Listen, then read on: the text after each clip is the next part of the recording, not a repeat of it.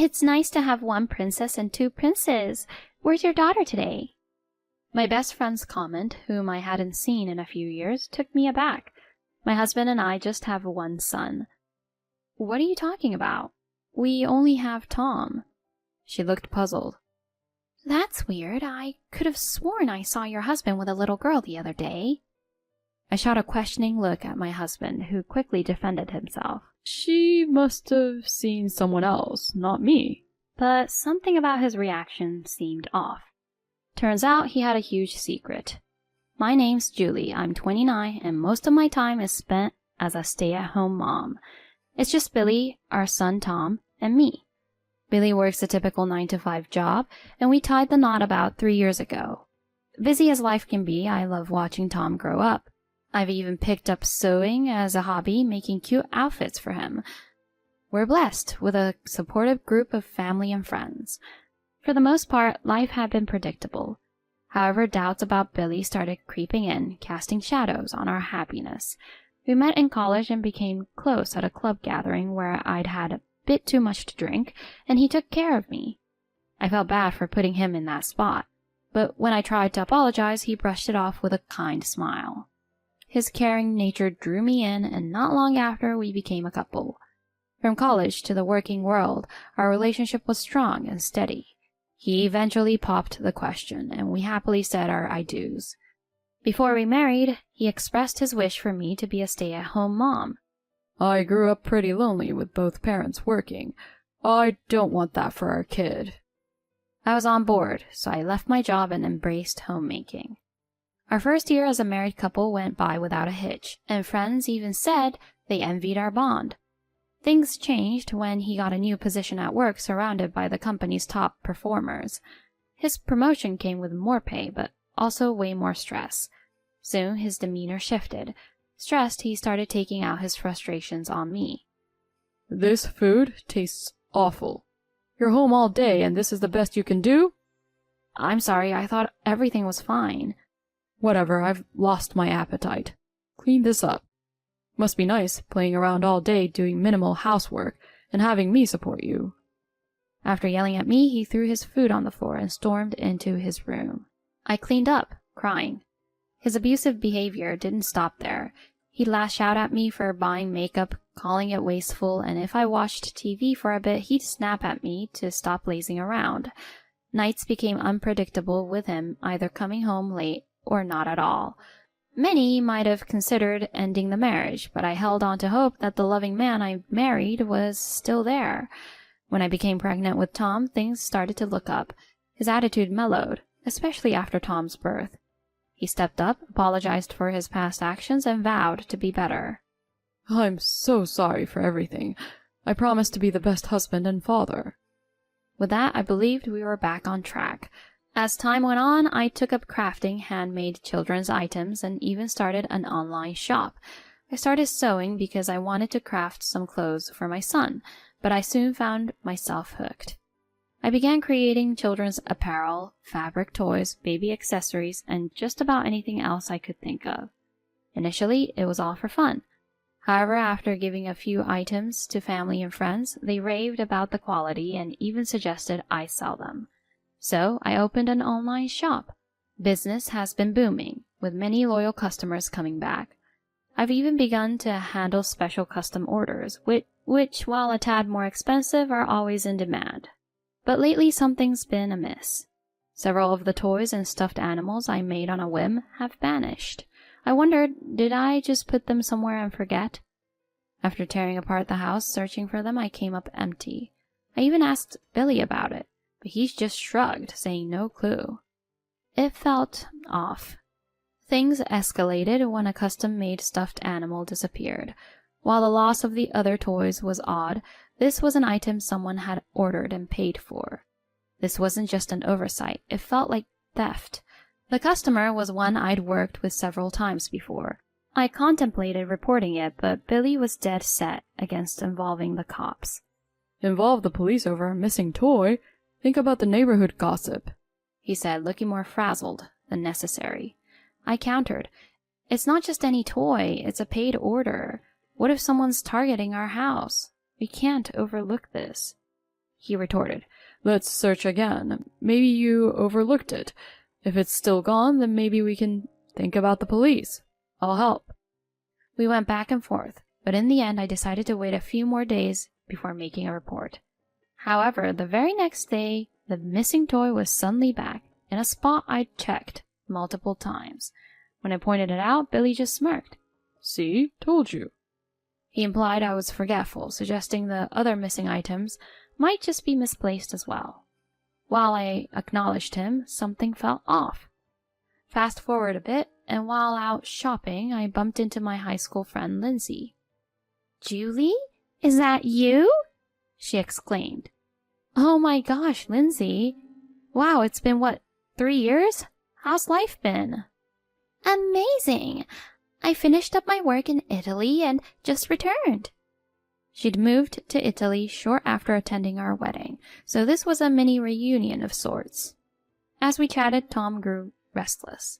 I was about to wrap up when she threw me for a loop. "Where's your daughter today? It's nice to have one princess and two princes." I was baffled. Billy and I only have Tom. Why did she think we had a daughter too? "What are you talking about? We only have Tom." But she looked certain. "That's weird. I could have sworn I saw your husband with a little girl the other day." According to her, she'd been back for a week, and while preparing for her new life alone, she saw Billy at a supermarket holding a 1-year-old girl. She greeted him, but he just walked away without responding. She figured he hadn't heard her and thought she'd greet him next time.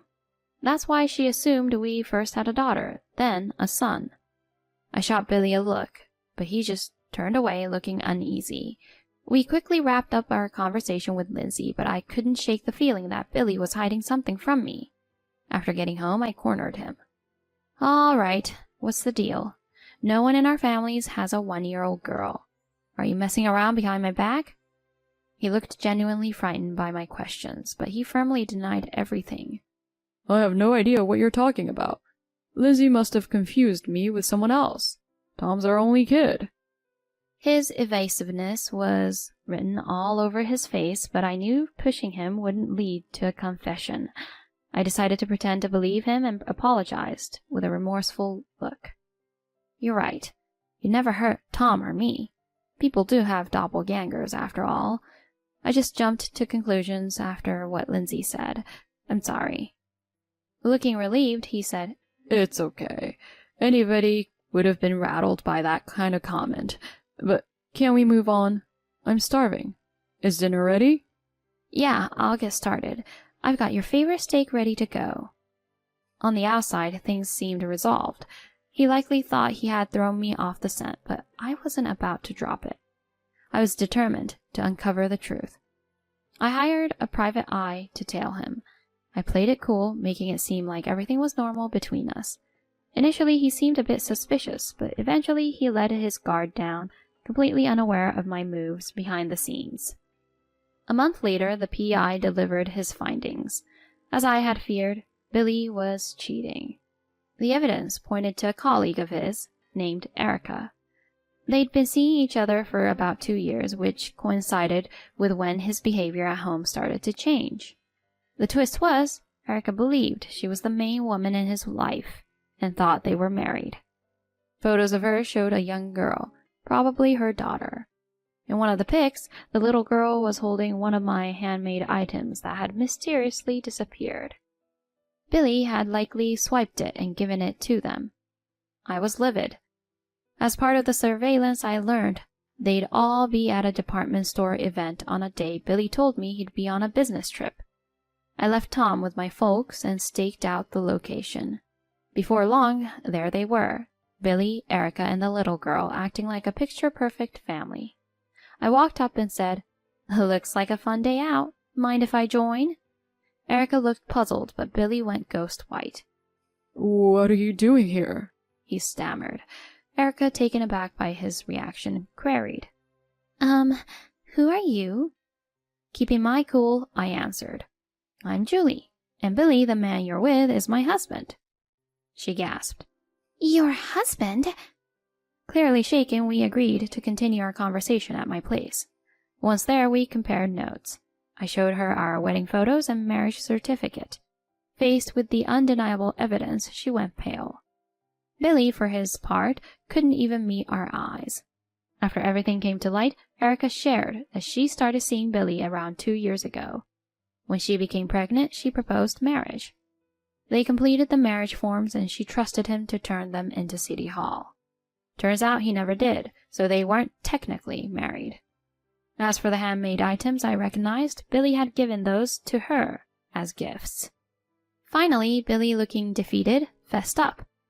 The stress from work got to me. I planned to end things with Erica, but then she got pregnant.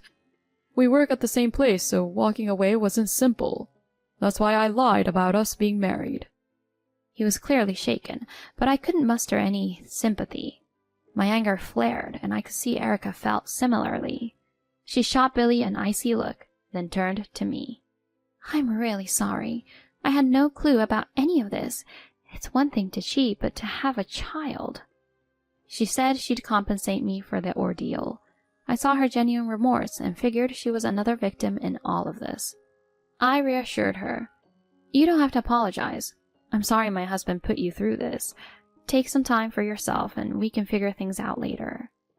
As her daughter grew restless, Erica took her leave, apologizing profusely. I confronted Billy next. We're getting a divorce. I thought you were a decent guy, but then you pulled this? Get ready to pay alimony and child support. Terrified, he dropped to his knees, pleading. I didn't plan on having a kid with her. I only found out about the pregnancy when it was too late. I love you and Tom. I promise I won't see her again.